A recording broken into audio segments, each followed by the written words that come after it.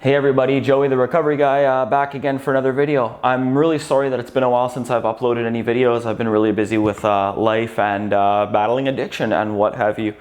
Today I really wanted to do a video about the G word, the God word. This is a word that is extremely vital and important to our recovery, but unfortunately it's also a word that scares a lot of people out of meetings. It scares newcomers away. It scares maybe people who have been in the fellowship for a while and they're waiting for this God consciousness, this entire psychic change to just like hit them like a ton of bricks, and just like they want to know that their like whole attitude and outlook on life has been revolutionized and stuff like that. Like essentially we're being addicts about it. We want to feel that God consciousness. We want to feel it, and in my experience, it doesn't usually work like that. In our literature, they kind of describe a couple different ways in which people find God. It's kind of on a spectrum, right? You have your sudden and overwhelming God consciousness, and then you also have your educational variety, and then you got the thousand shades of gray that's in between.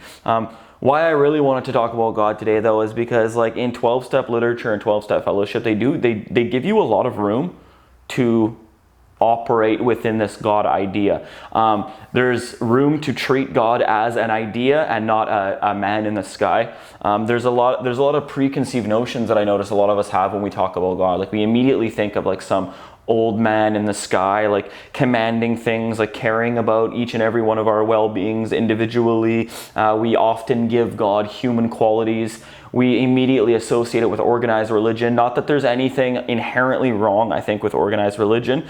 And I know it's gotten a bad rap, the Catholic Church and the children and all the things have happened, and I get people's apprehension towards organized religion, but I think that's not a very nuanced way of looking at things, because it has given direction and purpose to millions. I also think that like you can make the same argument with religion that you do about like guns. Like guns don't kill people, people kill people. Religion doesn't kill people, people kill people.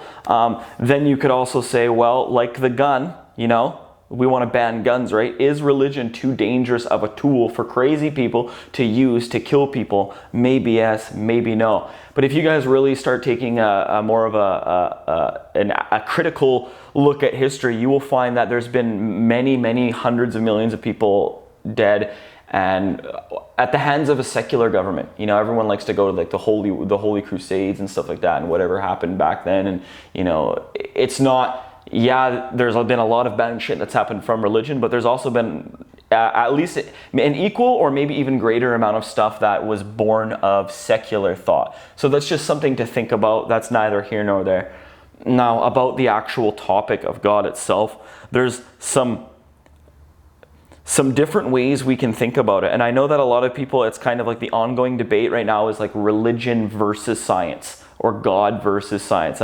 Firstly, let's separate the word God from any specific religion. All religions have gods. It's not a word that's specific to Christianity. Although we grew up in a Judeo-Christian culture, so we often associate God with Christianity. It doesn't have to be. There's gods, like there's Thor, the god of thunder or whatever, and there's like Odin, and there's the god of war. Like there's just all these different gods from all these different cultures, and we don't really need to get hung up on a particular conception.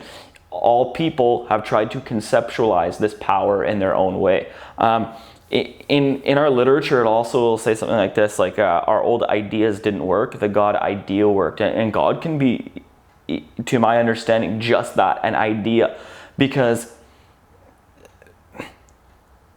if we act as if God is real, it revolutionizes the way that we view life. If there is an ideal, a Christ-like, majestic, pure good creature that is out projected into the sky, and we feel that thing is watching over our every move, kind of being a judge and determining whether we're doing good or bad, whether we know it or not. That's kind of like the idea that causes us to do so well. And it's really weird, like I find, like, I've been doing some research randomly, just off topic, about quantum physics lately, and essentially there's something in quantum physics that they talk about called virtual particles, and they kind of govern the interaction between particles on the same energy level on the same field in quantum field theory, and they don't actually these virtual particles have never been actually observed. They're almost like utilities, they're like tools. They're a theoretical concept that if added into the equation, they can make more accurate predictions. So we're advancing science based on virtual particles, which may or may not be real, but as long as we act like they're real and add them into the equations, we get better at science. We have more accurate predictions. We're able to predict things that we weren't able to predict before. And that's kind of what's always going on the cutting edge of science, is that these things that may or may not even be real are allowing us to move forward until there's like a better theory of what's actually going on. We use that theory, and like we know that things in science change all the time. It's not a whole lot different than religion. Some things get outdated, some things work at a certain level of analysis and don't work at another level of analysis. If we're talking about gravity, something like classic Newtonian physics where it was just like, mass attracts mass, that does work at a specific scale. But then when you go to a broader scale, all of a sudden, mass, it's not necessarily mass attracting mass, is it?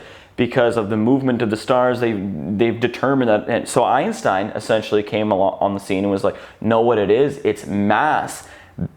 It's bending the fabric of space-time. That's what, like if you had a sheet and you stretch it out and you put a marble in the middle, and that's what's causing the planets to rotate around each other. And that works at the scale that it works at. And it also is in line with Newtonian physics, and it can incorporate Newtonian physics into it. So depending on which level you're viewing objects, basically scale and size, you're going to change what your theory of gravity is to suit the desired outcome.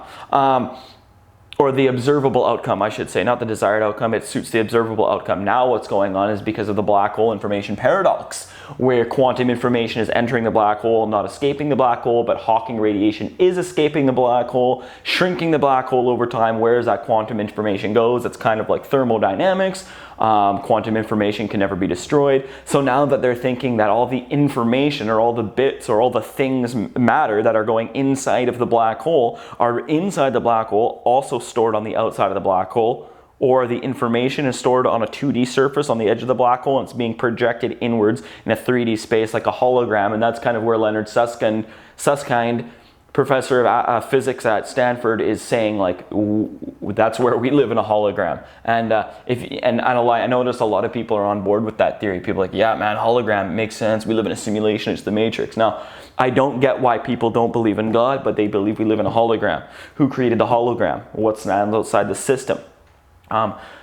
That's just some of the things that we can look at. There's way more stuff going on, like science and the idea of a power greater than ourselves. Maybe like specifically the Christian God, there's no real proof of that, and you can't disprove it, but I think most people kind of intuitively are like, that's stupid. Like I don't think that that's real.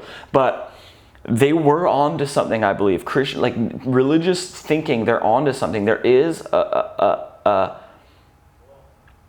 set of rules, let's say, that if you follow them, it will cause you to be more successful. Okay? There's certain ideas, there's certain theories that are functional working theories. This idea that there is some kind of heavenly, judgmental, father, patriarchal or matriarchal queen like type figure that's like judging our actions, and not like maybe not actions in a human sense. It's if I don't act accordance with the natural law, something bad happens to me.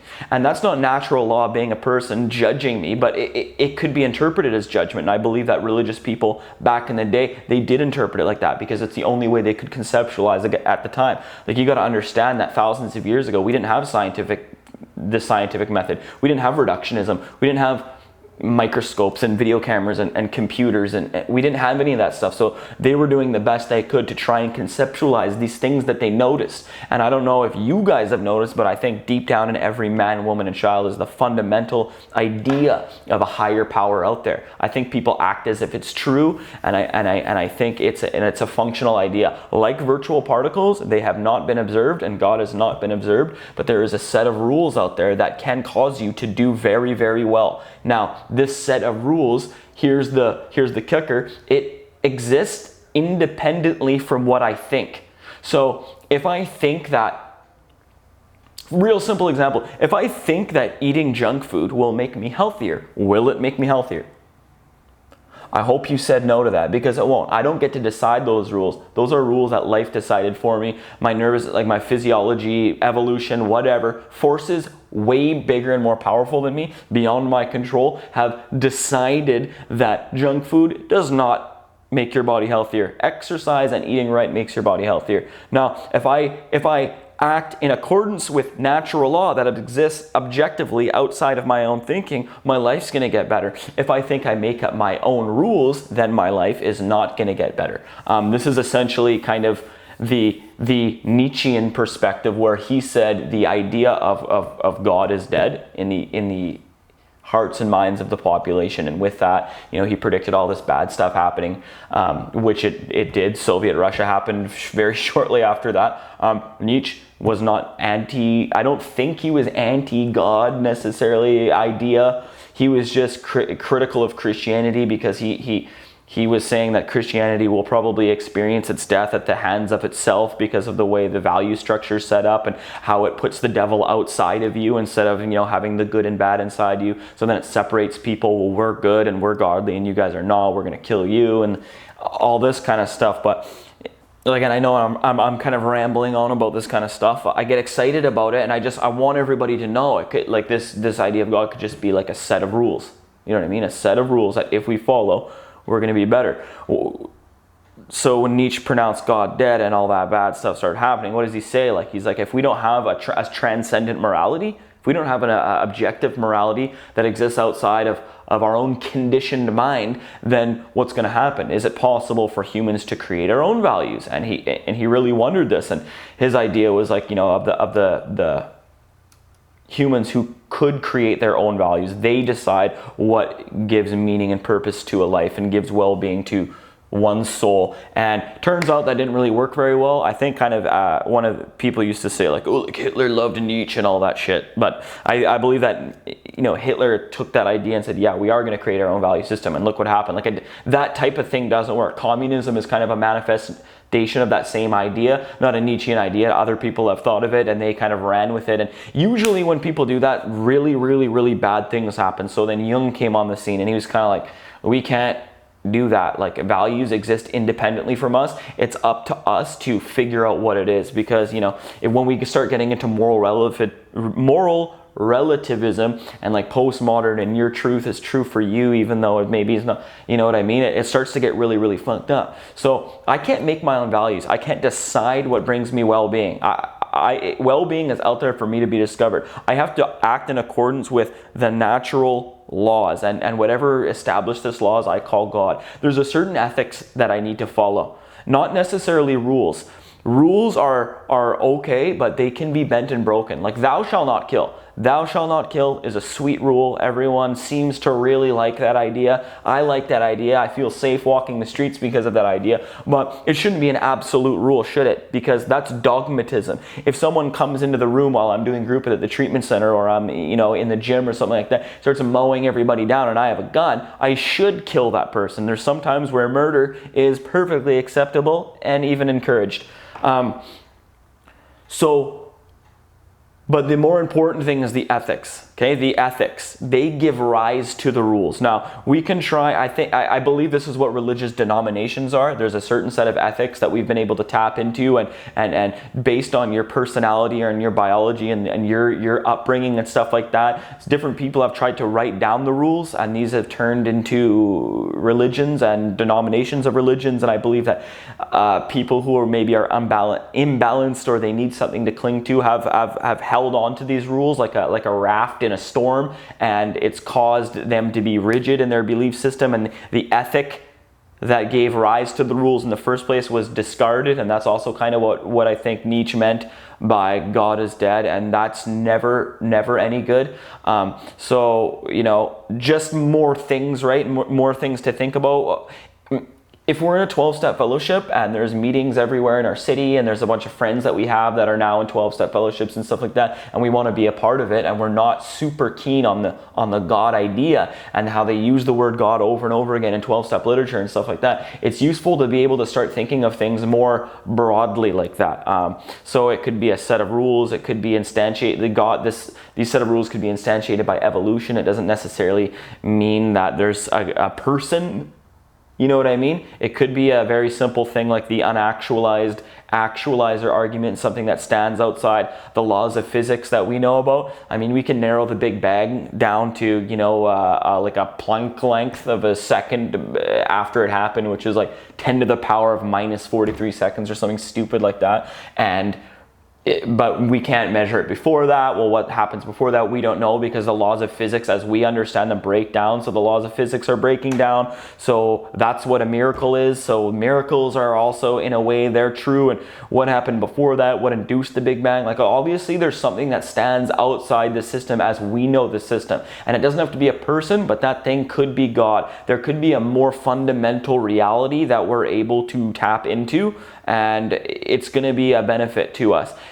Just like in science, man, we don't really know what's going on. We actually don't. Is it quantum gravity? Is it general field? Is it Newtonian physics? Like, what's actually happening there?